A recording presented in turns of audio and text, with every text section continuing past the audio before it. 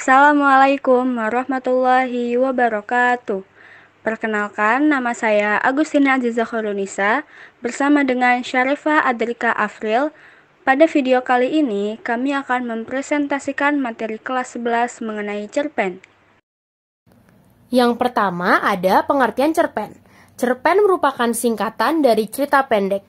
Nah, cerita pendek atau cerpen adalah salah satu jenis karya sastra yang berbentuk prosa fiksi. Maksudnya, isi cerpen bukanlah kejadian nyata, melainkan hanya karangan atau imajinasi penulisnya. Selanjutnya ada ciri-ciri cerpen. Berikut ciri-ciri cerpen secara umum yang dapat kamu ketahui. Yang pertama ada ceritanya yang fiktif. Cerpen merupakan cerita fiktif atau tidak nyata yang dibuat berdasarkan imajinasi penulisnya. Yang kedua, jumlah katanya pendek. Cerpen umumnya terdiri dari beberapa ribu kata atau beberapa halaman. Jumlah kata cerpen biasanya tidak lebih dari 10.000 kata.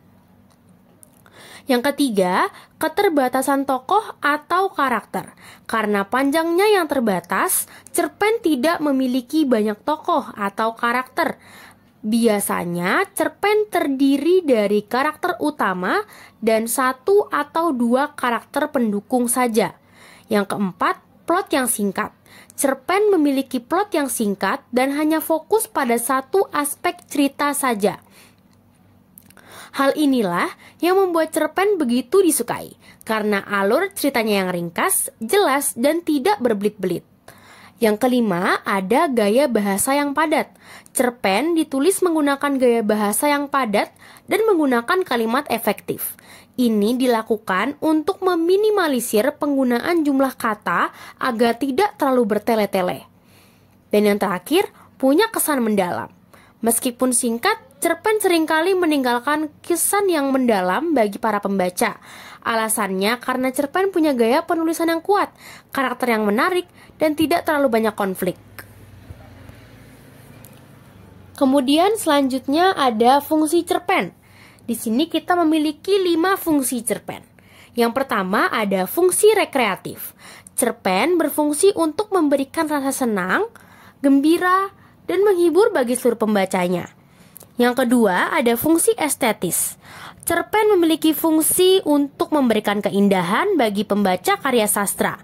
Yang ketiga, ada fungsi moralitas. Cerpen dapat memberikan nilai-nilai moral kepada pembaca, sehingga mendapat pengetahuan tentang hal-hal baik dan hal-hal yang buruk. Yang keempat, ada fungsi didaktif. Cerpen dapat mengarahkan dan mendidik para pembaca dengan nilai-nilai kebenaran dan kebaikan di dalam cerita.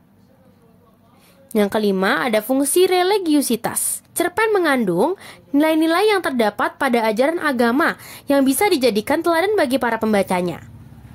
Kemudian ada unsur-unsur dari cerpen. Cerpen memiliki 2 unsur nih teman-teman. Yang pertama ada unsur intrinsik. Unsur intrinsik adalah unsur yang membangun cerita dari dalam. Terdapat 7 unsur intrinsik cerpen, yaitu tema, tokoh dan penokohan, latar, alur, sudut pandang, amanat, dan gaya bahasa. Yang kedua ada unsur ekstrinsik. Unsur ekstrinsik cerpen adalah unsur yang membentuk cerita dari luar. Terdapat 3 unsur ekstrinsik cerpen, yaitu latar belakang masyarakat, latar belakang pengarang, dan nilai-nilai yang terkandung dalam cerpen. Selanjutnya ada struktur cerpen. Yang pertama ada abstrak. Abstrak merupakan bagian cerpen yang menggambarkan keseluruhan isi cerita. Yang kedua, orientasi. Orientasi cerpen berisi penentuan peristiwa yang menciptakan gambaran visual dari latar, atmosfer, dan waktu dari cerita. Di bagian ini, kamu juga akan menemukan pengenalan tokoh, menata adegan, dan hubungan antar tokoh.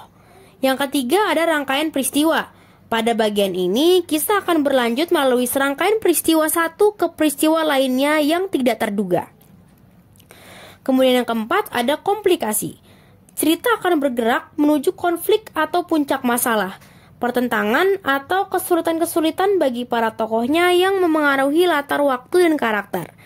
Kelima, ada resolusi. Pada bagian ini akan menceritakan solusi dari masalah atau tantangan yang dicapai. Kamu juga akan mengetahui bagaimana cara pengarang mengakhiri cerita. 6, atau yang terakhir ada koda. Koda merupakan komentar akhir terhadap keseluruhan isi cerita. Bagian ini juga bisa disebut simpulan cerpen. Kita ke bagian yang terakhir, ada jenis-jenis cerpen. Yang pertama ada cerpen kilat. Sesuai namanya, cerpen kilat adalah cerpen yang isinya sangat pendek, yaitu hanya terdiri antara 300 sampai 750 kata saja. Meskipun begitu, sebenarnya tidak ada batasan dalam jumlah kata tulisannya. Dinamai cerpen kilat karena waktu penulisannya yang terasa singkat dan tidak memakan waktu yang lama. Kemudian ada cerpen drabel. Cerpen drabel adalah cerpen yang super singkat, lebih singkat daripada cerpen kilat, yaitu terdiri dari 100 kata saja.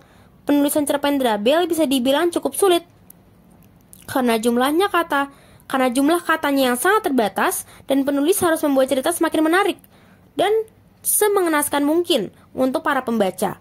Yang ketiga ada cerpen anekdot. Cerpen anekdot adalah cerpen yang isinya berupa cerita komedi, lucu, dan menggelikan. Tidak ada batasan kata untuk jenis cerpen ini, namun umumnya cerpen anekdot hanya terdiri dari 1-3 paragraf saja. Kemudian yang keempat ada cerpen fabel. Kamu pasti tahu kan, kalau cerita fabel akan menggunakan hewan sebagai tokohnya. Hal ini berlaku juga untuk cerpen fabel. Hewan-hewan yang dijadikan tokoh dalam cerpen fabel bisa berupa hewan umum yang kita ketahui, maupun hewan mitologi, seperti Pegasus dan Centaur. Kemudian yang terakhir ada cerpen panjang. Cerpen panjang adalah cerpen yang terdiri dari 5.000 sampai 10.000 kata. Jenis cerpen ini biasanya akan menyampaikan plot cerita yang jauh lebih panjang dengan alur yang santai.